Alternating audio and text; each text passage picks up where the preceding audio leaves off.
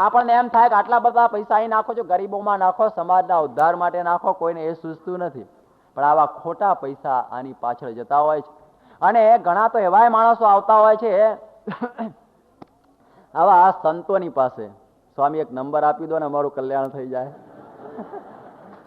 યોગીજી મહારાજના પાસે એક ભાઈ આવેલા અને કહે છે, સ્વામી મેં તમારું નામ બહુ સાંભળ્યું છે મુંબઈમાં કપોળવાડીમાં, કે તમે જે બોલો ને બધું સિદ્ધ થાય છે, માટે તમારે મને અમેરિકન ફ્યુચરનો એક નંબર આપો. કારણ કે ઘણા સંતો નંબર આપતા હોય, 10 ચેલાઓને એક એક નંબર આપે, કોકને તો એક લાગે કે ના લાગે, અને એમ સમજે કે બાપજીની કૃપા મારી ઉપર થઈ ગઈ, અને પછી બીજા 10 ને કે એનો ધંધો બાપજીનો ચાલુ થઈ જાય. એવી રીતે ઘણા બાપજીઓ આવા બધા ધંધા ગુજરાતમાં ને બધે કરતા હોય છે. એટલે એમ સમજેલા કે યોગી મહારાજ પણ એવા જ હશે. એમ સમજીને કહું, સ્વામી તમે મને ગમે તેમ કરીને નંબર આપો. સ્વામી કે અમે નંબર આપતા નથી, અમે તો ભગવાનની ભક્તિ કરી અને કરાવીએ છીએ. આ તને ક્યાંથી ઘૂસ્યું કે ના ના પૈસા મારે બીજું કશું જોઈતું નથી, એક જ આપો.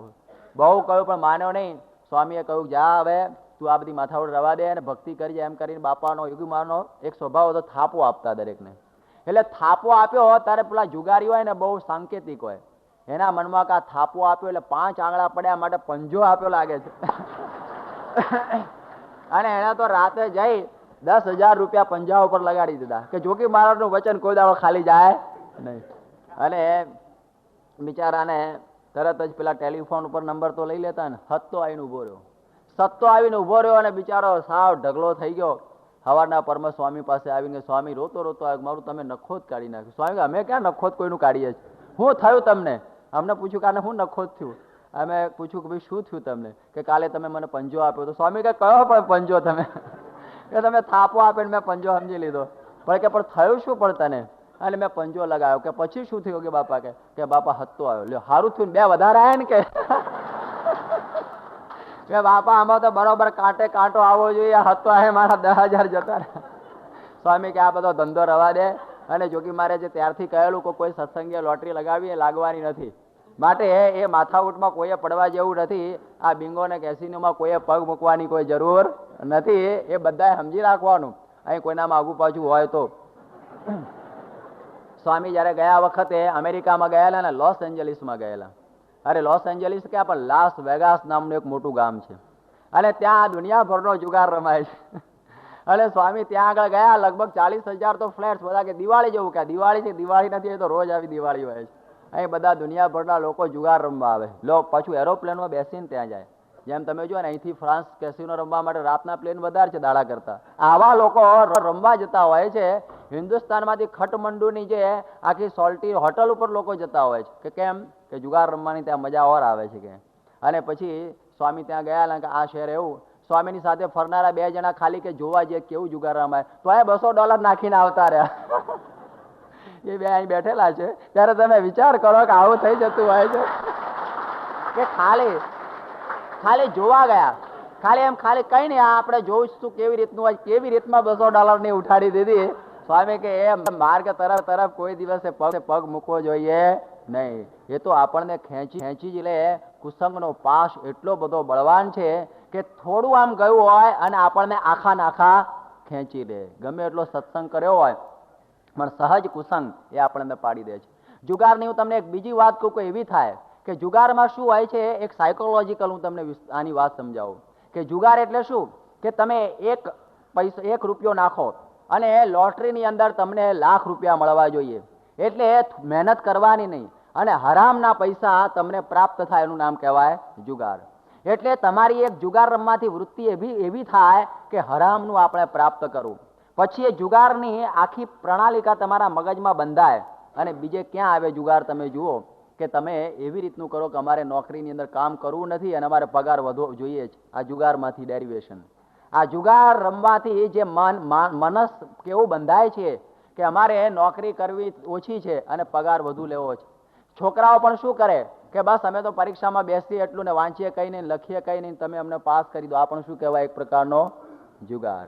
કે બસ અમે નિશાળમાં જઈએ ને તમે અમને પાસ કરી દો. આ જુગાર થયો કે બીજું કંઈ, મહેનત કરવી નથી અને ફળ મોટું પ્રાપ્ત કરવું છે. અને એનાથી પણ વધારે જુગારની જે ભાવના, એક વખત જુગારમાં ટેવ પડી તો આપણું મન કેવું થાય કે સ્વામી પાસે આવે, સ્વામી અમે તો તમને પગે લાગીએ, બાકી ધર્મ નિયમને કશું રાખવું નથી, તમને અક્ષરધામ બક્ષિસ આપી દો. આ પણ એક પ્રકારનો જુગાર. એ રીતે કોઈ દિવસે મળતો નથી. એટલે કે છે કે જ્યાં જુગાર હોય ત્યાં આગળ કળિયુગનો નિવાસ હોય છે. માટે દ્યુતાદિ વ્યસનમ ત્યાજ્યમ શિક્ષાપત્રીમાં કહ્યું છે કે જુગારનું વ્યસન છે એ વ્યસનનો પણ ત્યાગ કરવો જોઈએ. અહીં આગળ ઘણા લોકો જુગારમાં પૈસા ખર્ચી દેતા હોય છે, અને જે નથી ખર્ચતા એના ઘેર મોટરે હોય અને પોતાનું ઘર પણ હોય, કારણ કે એનાથી એ દૂર રહે છે. બીજું સ્થાન આપ્યું છે કે પાનમ, કે જ્યાં આગળ સુરાપાન થતું હોય, દારૂ પીવાતો હોય, ત્યાં પણ કે છે કે એમાં કળિયુગને કહ્યું કે ત્યાં તું નિવાસ કરીને રહેજે. અને જુઓ એ સમયની અંદર એ ભગવાને પોતે કહેલું છે, અરે પરીક્ષિતે, કે જ્યાં આગળ આ જુગાર અને દારૂ વગેરે હોય ત્યાં કળિયુગ એની મેળે જતો રહે. હો, એ પછી હિન્દુસ્તાનમાંથી તમે અમેરિકામાં લંડન આવ્યો હોય ને તો પણ કળિયુગ વગર પાસપોર્ટ એને વગર વિઝાએ અહીં આવીને તમારા ઘેર આવી જાય. હો, વગર ટિકિટે આવ્યો. વગર ટિકિટે તમારા ઘેર ઠેઠ ત્યાંથી પરીક્ષિતનો ઓર્ડર છૂટક પહોંચી જાય ત્યાં આગળ, કે ફલાણા ત્યાં આગળ હેરો સેન્ટરમાં કોઈક જગ્યાએ જુગાર રમે છે, પહોંચી જાય બિચારો. એટલે કે પાસપોર્ટ કોને આપે? તો આપેલો છે મને પરીક્ષિતે બહુ વર્ષો પહેલા, 5000 વર્ષ પહેલા પાસપોર્ટ આપેલો છે કે જ્યાં આવું બધું થતું હોય ત્યારે પહોંચી જ જવું. એટલે એ પહોંચી જ જાય, અમેરિકાએ પહોંચે ને બધે પહોંચે. આ કળિયુગને સ્થાન આપી દીધા છે કે જ્યાં જ્યાં આવું દેખાય ત્યાં આગળ કળિયુગનો નિવાસ. આપ જુઓ કે જ્યાં દારૂ પીવાતો હોય છે ત્યાં આગળ આજે બરબાદી કેટલી છે. આજે દુનિયાનું એક સત્યાનાશ કાઢનારી કોઈ વસ્તુ હોય તો એ દારૂ છે, કે આપણું માનસ બગાડનાર, આપણી સંસ્કૃતિ બગાડનાર, આપણી ઇકોનોમી એટલે કે આર્થિક પરિસ્થિતિને તોડી નાખનાર અને આપણને દરેક રીતે દુઃખી કરનાર એ પીણું હોય તો દારૂ, જે કોઈ પણ પ્રકારની જરૂર નથી. પૃથ્વી આપણને એની ધરતીની અંદરથી કેવા ફ્રૂટ આપ્યા છે, કેવી આપણને આ નારંગીઓ આપી છે, કેવી મોસંબી આપી છે, કેવી દ્રાક્ષ આપી છે. માણસ એનો રસ કાઢીને પીવે નહીં, પરંતુ એને ફર્મેન્ટેશન કરી અને આથો લગાવીને એની અંદરથી દારૂ બનાવીને પીવે એવો અવળો માણસ આ દુનિયાની અંદર છે. કે સીધા ભગવાને આપણને રસ આપ્યા છે. પાણી જેવું દુનિયામાં કોઈ ઉત્તમ પીણું નથી. એ પીણાના છોડીને પછી આવા ખોટા કેફ ચડાવવા માટે, એનાથી જરા કેફ આવે છે, એનાથી જે આમ ટ્રાન્ક્વિલિટી આમ થઈ જાય. પણ જો એવી થતી હોય તો પછી અમે શરૂ કરી દઈએ પીવાનું. જો થતું હોય તો અમારે વગર પીધે પણ જો કેફ આવતો હોય તો બીજાને કેમ ના આવે? માટે એ બધી વસ્તુઓ ખોટી છે. એટલા માટે ભગવાન પણ પોતે કહે છે કે નાદ્યમ ભંગાદિ માદકમ, કોઈ દિવસે આવી પ્રકારના આ પીણા પીવાની. માણસ જ્યારે ફ્રસ્ટ્રેશન થઈ જાય છે, જીવનમાં શું કરવું એને ખબર પડતી નથી, એને જીવનની સાચી દિશા મેં સવારે કહ્યું એ પ્રમાણે મળતી નથી, ત્યારે માણસ આવા વ્યસનો તરફ ખેંચાય છે. અમે નેપાળમાં ગયેલા ત્યારે ખટમંડુની અંદર કેટલાય પડેલા છે. ત્યાં પેલું શું કહેવાય, બધા હિરોઈન ને મેરી જુવાનાનું બધું આવે છે ને, કેફ, આ બધા હિપ્પી પડ્યા જ હોય. એ 6 મહિના સુધી ખાઈ પીને પડ્યા રહેતા હોય છે ને આ માદક નશાની અંદર. આપણા મનમાં કે આ મોંઘો મનુષ્ય દે આ શું કામ ગુમાવતા હશે? શું કામ અને આની અંદરથી આ પ્રકારનો આનંદ પ્રાપ્ત થતો હશે? ક્ષણિક આનંદ, 2 ઘડીનો, પછી તો પગ ઢીલા થઈ જતા હોય છે. ત્યારે આવી રીતે દારૂની અંદર અનંત લોકોએ પૈસા ગુમાવ્યા છે. માટે જે જો કળિયુગ કાઢવું હોય તો સ્વામી એક વખત એક ગામમાં ગયેલા ઇંગ્લેન્ડની અંદર, અને એનો દીકરો દારૂડિયો હતો. સ્વામી કહ્યું દારૂ પીવે છે, આ તારા બાપને કઈ જો, એ તો દેશમાં, કે મારો બાપે પીવે છે, બે ભેગા પીએ છે. સ્વામી કે વાત કોને કરવી? બે પેલા પ્યાલો ભટકાડીને પીતા હોય ત્યાં કોને કેવું કે બાપ કોણ અને દીકરો કોણ? આવી પ્રકારે બે ભાન ભૂલી જતા હોય છે દારૂ પીને, અને પોતાના બૈરાઓને મારે, છોકરાઓને મારે. આવી પ્રકારની પરિસ્થિતિ દારૂની અંદર સજાતી હોય છે. માટે યાદ રાખો કે આ હિન્દુઇઝમની વાત નથી, સમગ્ર મનુષ્ય માત્ર આ પાળવાની વાત છે કે કોઈ પણ દિવસે આ ન થવું જોઈએ. એટલા માટે તો આપ જુઓ કે દારૂબંધીના કાયદાઓ કેટલા બધા થાય છે. આજે ગુજરાતની અંદર એક દારૂબંધી, એક તામિલનાડુમાં દારૂબંધી છે કે બીજે કોઈ જગ્યાએ નથી, પણ 2 ઓક્સિજન ઉપર છે. કે ગમે ત્યારે પણ લોકો હવે પરમિટો લેવા માટે તૈયાર થયા છે કે અમારે દારૂ પીવો છે. ગમે ત્યારે એ તૂટી પડે એવી પરિસ્થિતિની અંદર આ ચાલી રહેલું છે. આ ગુજરાત તમે જુઓ કેવી બધી બરબાદી. સ્વામી સુરતમાં ગયેલા, સુરતમાં ગોલા લોકોની વસ્તી વધારે છે, અને એ બધા ગોલાઓ બહુ દારૂ પીવે. ત્યારે સમયમાં સ્વામીએ કહ્યું કે કેટલા ગોલા? કે 86,000 ગોલાઓ છીએ. તમે કેટલો દારૂ પીવો? કે અમે એક દિવસનો 1 લાખ રૂપિયાનો દારૂ પીએ છીએ, કે બધા ભેગા થઈને આખો ટોટલ અમારો રૂપિયાનો દારૂ તો બધા પીવે જ. કે અને આ પ્રમાણે અમારા ગામની અંદર, અમારા આ બધા મોહલ્લાની અંદર કંઈ બરકત નથી. છોકરા નાગા પૂગા હોય, એને કંઈક હોસ્પિટલ નહીં, એને કંઈક ભણવા માટેની વ્યવસ્થા નહીં, બધા ગરીબી આમ તરવરતી દેખાય. ત્યારે સ્વામી કે એમ કરો તો તમે દારૂ બંધ કરો તો, અરે દારૂ બંધ કરે તો મરી જ જઈએ. કે એ દારૂ બંધ ના કરે. સ્વામી કે એમ કરો, તમે જો રોજ દારૂ બંધ કરો તો દિવસના કેટલા, અરે મહિનાના કેટલા પૈસા બચે? કે 30 લાખ રૂપિયા બચ્યો. તો 12 મહિનાના કેટલા બચે? કે 3 કરોડ અને 60 લાખ. આમ ગણી તો 65 લાખ. 3 કરોડ અને 65 લાખ રૂપિયા બચે. કે એટલું બધું પણ રોજ તો બંધ ના થાય. સ્વામી કે એમ કરો, તમારે ફક્ત 2 એકાદશીએ દારૂ ના પીવો, સૂદ અને વધની, તો તમારે મહિનાના કેટલા બચે? તો 2 લાખ. તો 12 મહિનાના કેટલા બચે? 12 દુ 24 લાખ. 24 લાખ રૂપિયા એટલે તમે કેટલું કાર્ય કરી શકો સુરતની અંદર? 24 લાખ રૂપિયા ફક્ત 2 દિવસ જ દારૂ નહીં પીવાનો, 2 એકાદશી. ના ના સ્વામી એવું બનશે નહીં, તમે ઊભા થઈ જાઓ અહીંથી. ના માન્યા એ લોકો. તમે વિચાર કરો કે માણસ કેટલો પરવશ થઈ જાય છે વ્યસનોનો કે 2 દિવસ પણ દારૂ બંધ કરવા માટે તૈયાર થતો નથી. અને પછી કહે છે કે અમારી પરિસ્થિતિ ખરાબ થાય છે. ઘણા લોકોને અફીણના બંધન હોય, ઘણા લોકોને આ સિગરેટ તો કેટલી બધી, અમે તો જોઈએ કે કોકને તો હશે જ આટલામાંથી બેઠેલા ને, કે સિગરેટનું વ્યસન પણ કેટલું બધું ભયંકર ખરાબ કે એના વગર અમને કેફ ચડતો નથી. અને આ પાનમ એટલે સુરાપાનમ, પછી આ ધૂમ્રપાનમ, બધું પાનમ સમજી લેવાનું ભાગવતે કહ્યું છે. કે એણે આ તમે જુઓ કે અહીંયા આગળ અમે એડવર્ટાઇઝો વાંચીએ છીએ ત્યારે એ સિગરેટની નીચે લખેલું હોય છે કે આ એક પ્રકારનું ઝેર છે ને તમને દુઃખી કરશે. તો એ માણસ ઝેર પીતો હોય છે પણ દૂધ પીતો નથી. ત્યારે તમે વિચાર કરો કે માણસને કેટલી પરવશતા. અમે તો ગુજરાતની અંદર ઘણી વખત કહીએ, ચરોતરની અંદર તો તમે ઘણા બધા રહો છો, જુઓ બધા ખેતરોને વાડ કરવી પડતી હોય છે, પણ તમાકુના ખેતરને કોઈ દાળ વાડ કરવી પડતી નથી. કારણ કે બકરીએ ના ખાય, ગાય પણ ન ખાય, કોઈ પણ તમાકુ ના ખાય, એકલો માણસ જ ખાય છે. કોઈ દિવસે એ ગાય પણ પેઠ્યો ઓહો આ ક્યાં આવ્યું, ના ખાય. અને જો બકરું પેઠું કે બકરું પણ તમાકુ ને અડે નહીં, કારણ કે ખરાબ વસ્તુ સમજે છે, ખવાય ને. માણસ નકામો માણસ એ ખાશે કે આપણે કોઈએ ખાવાની જરૂર. ત્યારે જ્યાં ઢોર પણ છે ને સૂંઘે નહીં, ઢોર પણ જેને ખાય નહીં, એ વસ્તુ માણસ બહુ પ્રેમથી મોઢાની અંદર આરોગતો હોય છે. હવે એને ઢોરથી મોટો કહેવો આ તો ખાલી કહેવાની વાત છે. કે એને કઈ ઉપમા આપી? ગધેડો કહીએ તો ગધેડાને શરમ આવે કે ગધેડો કે હું ક્યાં દારૂ બીડી પીવું છું, મને તમે આ પ્રમાણે કહો છો. એ ગધેડાને પણ ખોટું લાગે છે એની ઉપમા આપીએ તો માણસને, કે મારાથી નીચો કહો એને, મારાથી એને નીચો કારણ કે હું બીડી પીતો નથી ને એ પીવે છે. એટલે માણસે ગધેડા જેવો પણ કહી શકાય એવી આજે પરિસ્થિતિ રહી નથી, કારણ કે ગધેડો હારો છે બિચારો. એટલા માટે આવી પરિસ્થિતિની અંદર માણસને કઈ ઉપમા આપીએ સમજાતી નથી. એટલે ભાગવત કહે છે કે જ્યાં આગળ આવું પાન થતું હોય એનાથી દૂર રહેવું. આપ વિચાર કરો કે ગુજરાતમાં તો અહીં તો બધી વ્યવસ્થા સારી હોય કે જ્યારે ઘરમાં મચ્છર બહુ થઈ જાય ને પછી ધુમાડો કરે, પેલા લીમડાનો ધુમાડો કરો, એટલે મચ્છર બિચારા ગભરાઈને બધા ભાગી જાય, કારણ કે ધુમાડો સહન ન કરી શકે. જ્યારે મચ્છર ભાગી જાય તો જે હૈયામાં ભગવાન બેઠા છે એમાં ધુમાડો કરો તો ભગવાન ઉભા રહે ખરા? તમે વિચાર કરો ને ભાઈ. ભલે ને સ્વામિનારાયણ ગમકાયા કરો, કશો પત્તો નહીં પડવાનો તમારો. એ અંદર ધુમાડો શું કામ નાખો છો? માટે આજે પારાયણ સફળ ક્યારે થઈ કહેવાય કે જ્યારે પારાયણ પૂરું થાય ને બધા પગે લાગવા આવો ત્યારે એ વખતે પ્રમુખ સ્વામીના પગ આગળ કહેજો કે મારે ભાગવતનો આ શ્લોક સિદ્ધ કરવો છે, કે આ ભાગવતની અંદર લખેલી વસ્તુ મારા જીવનમાં મારે પ્રેક્ટિકલ મૂકવી છે, તો સમજવું કે મારી મહેનત પાર કરેલી માથે ન પડે. અને આપણે સાચું ભાગવત સાંભળ્યું કહેવાય. બાકી તો અહીં ઘણી વખતો ભાગવતો થઈ ગયા હોય છે, પણ જો આપણે હમ સુન સુન ઓર તુમ બક બક અને એવું આપ બક બક ને મેં સુન સુન જેવું થાય તો એ કંઈ ફાયદો ન થાય. એના માટે એ જીવનમાં ઉતરવું જોઈએ, અને એ જ્યાં સુધી ન ઉતરે ત્યાં સુધી નકામું. એટલા માટે આ કુસંગીના ફેલમાં સત્સંગીના રોટલા. અમે એક ભાઈને પૂછ્યું હતું કે તમે કેટલી સિગરેટ પીવો છો? કે કંઈ નહીં, મારે તો 20-25 સિલિંગ બહુ છે નહીં, 20-25 સિલિંગની પીવું છું. 20-25 સિલિંગની શું કહેવાય, આપણે નૈરોબી બાજુ એક ભાઈ પીતા હતા. હવે મહિનાનું કેટલું થઈ ગયું કહેવાય? મહિનાનું આમ જોવો તો લગભગ 230 એટલે 60 કેટલા રૂપિયાથી 600 રૂપિયા થઈ જાય ને, 20 રૂપિયા ગણો તો 600 રૂપિયામાં તો અમારા સામાન્ય માણસ બિચારો ગુજરાતમાં પગાર એનો નહીં થતો. હવે ઓફિસરનો 600 રૂપિયા તો પગાર નથી થતો.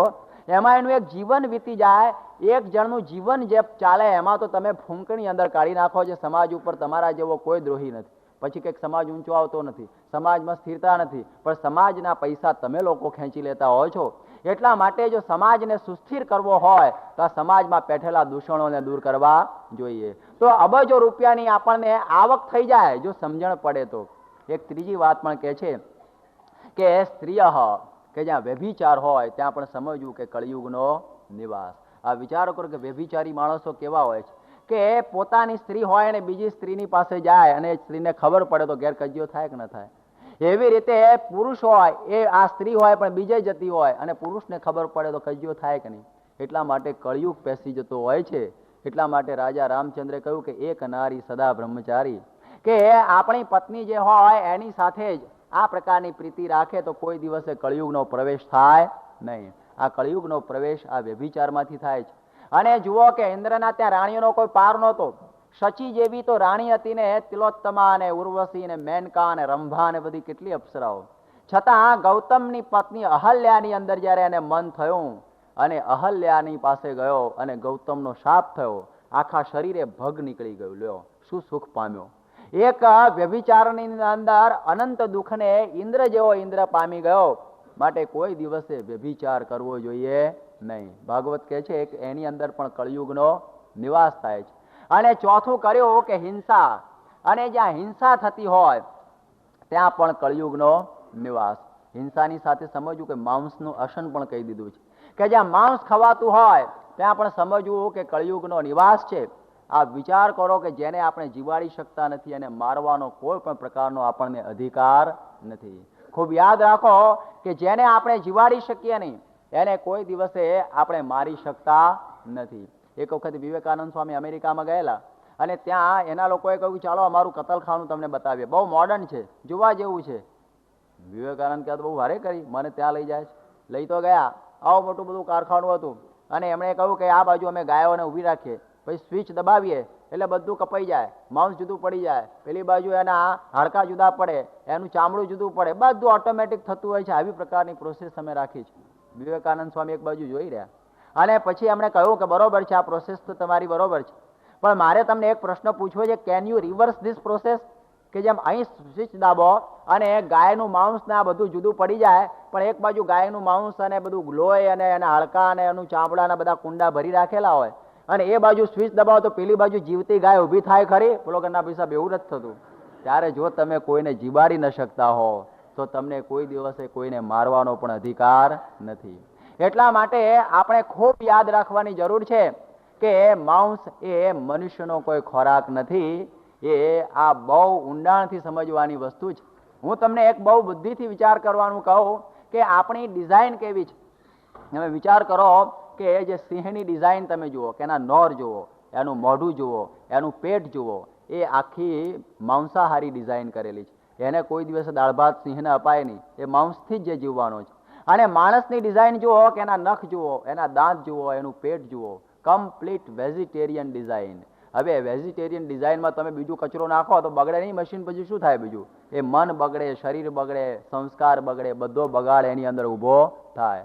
ગુણાતીતાનંદ સ્વામી એક વખતે બાબુ હાટીના ત્યાં ગયેલા અને બેઠેલો બિચારો આમ હવા ખાતો કે બાબુ સિંહ માદો પડ્યો હોય અથવા અપંગ થઈ ગયો, ડિસેબલ થઈ ગયો હોય અને એ વખતે આપણને દયા આવે કે આપણે એને જઈને દાળ ભાત શાક લાડુ પૂરી બદામ પૂરી ને બધું આપીએ તો ખાય ખરો? અરે ના ખાય, સિંહ મરી જાય પણ કોઈ દિવસે ઘાસ ખાય નહીં અને દાળ ભાત પણ ખાય નહીં. અરે પણ સારામાં સારું સુરતી રસોયા પાસે તૈયાર કરેલો તો કે ના ખાય તો એ કોઈ દિવસે ખાય નહીં. ત્યારે કે કેમ ના ખાય? કે સમજે કે આ મનુષ્યનો ખોરાક છે, મારાથી ખવાય નહીં અને ભૂખે ભૂખે મરી જાય, પણ કેસરી સિંહ કોઈ દિવસ ઘાસ ખાય નહીં. ત્યારે બાબુ હાટી મારે તમને પ્રશ્ન પૂછ્યો, બાબુ હાટી માંસ ખાતો કે જ્યારે પશુ પણ એમ સમજે છે પેલું કે મારે માણસનો ખોરાક ખવાય નહીં, તમે એનો ખોરાક ખાઓ તો મારે તમને કેવા કહેવા? ઓહો બોલો બાબુ કે બહુ ભારે કરી નાખી, આ તો બહુ ભારે કરી તમે. કે પશુ પણ એટલું સમજે છે કે આ મારો ખોરાક નથી. હાથી ગમે એટલો ભૂખ્યો થયો હોય તો દિવસ માંસ ખાશે નહીં, તો આટલું મોટું પ્રાણી તો પણ એ જ્યારે એ ઘાસ જ ખાશે. એક મનુષ્ય કોણ જાણે કે બધું જ આવવા દો, મારું તો બધું જ ચાલશે, કે મને બધું પચે છે. એવી પ્રકારની આ મનુષ્યની વૃત્તિ છે. ત્યારે ભાગવત કહે છે આપણને કે એ પણ એક પ્રકારનો અધર્મ છે. કળિયુગ એની અંદર પેસી જાય છે. માટે જો કળિયુગને હટાવો હોય તો માંસ બંધ કરજો. અહીં ઘણા કોઈને કંઈક આગુ પાછું હોય, આ તો હોતું નથી, પરંતુ આ તો કહેવાનું ખાલી આપણે એ કંઈક પેસી ગયું હોય. અમારા ગુજરાતમાં તો ઘણું પેસી ગયું છે. ચરોતરની અંદર પણ ઘણા લોકો આજે ઈંડા અને માંસ ને મરઘી ને આની પાછળ માછલીઓ પાછળ વળગી ગયા છે. આપણને એમ થાય કે ભગવાને આટલી સુંદર વનસ્પતિઓ આપી છે, આટલું ઘાસ, આટલું બધું સુંદર મજાનું આપણને અનાજ આપેલું છે, શું કામ માણસો એ છોડીને આવા ખોટા ખોરાક પાછળ જતા હશે? કે કંઈ મજબૂત થવાય, જરા તાકાત આવે. તો હું તમને કહું કે જયારે ગિરનારના જંગલની અંદર તમે જજો, ગિરનારની અંદર 10 વર્ષની છોકરી હશે, એક આહિરની છોકરી, હાથમાં ખાલી આટલી લાકડી હોય અને એની સામે કોઈ સિંહ આવ્યો હોય તો સિંહને કૂતરો કહી અને સિંહને ભગાડી દેનારની, એક રોટલો ને દૂધ ખાનારી એ સિંહની, અરે ગિરનારની ગિરી કન્યા, એની અંદર જયારે રોટલાના દૂધમાં આટલી તાકાત આવે અને આજનો આ દારૂ અને માંસની અંદર ચકચૂર થયેલો માણસ જયારે રાત્રે બાથરૂમની અંદર પેશાબ કરવા જોઈએ તો એની માને ઉઠાડીને બત્તી કર, મને બીક લાગે છે. હવે એની અંદર તમે આ ક્યાં એની અંદર તાકાત આવી? એની અંદર શું બળ આવેલું છે, જરા વિચાર કરો તો ખબર પડે કે એને કરીને આ તાકાત નથી, એની અંદર કોઈ બળ નથી, એક ખાલી એક હિંસા છે. ઘણા લોકો અમને એવો પ્રશ્ન પૂછે છે, તો તમે શાકભાજી કેમ ખાવ છો? કારણ કે એ પણ એક હિંસા કહેવાય. ત્યારે હું એમને એમ કહું કે હવા આપણે લઈએ છીએ ને એ પણ એક હિંસા છે. કારણ કે હવાની અંદર પણ ઘણા પ્રકારના જંતુઓ, વાયરસ રહેલા હોય છે. એટલે જો હવા લો તો હવાની અંદર પણ કેટલી હિંસા થાય. એક કાંચનીના માથા ઉપર કરોડો બેક્ટેરિયા ફરતા હોય છે, વાયરસ ફરતા હોય છે. જીવ સૃષ્ટિ તો બધી જગ્યાએ છે, પરંતુ શાસ્ત્રોએ આપણને વિધાન કરેલું છે કે અમુક લેવાય અને અમુક ન લેવાય. વિધિ અને નિષેધ. કે જ્યારે કાર્ય અવસ્થિતો કે શાસ્ત્રમેવ પ્રમાણમ આપણને કહે છે કે હવા લેવામાં હિંસા થાય છે, પણ એને હિંસા ન જાણવી.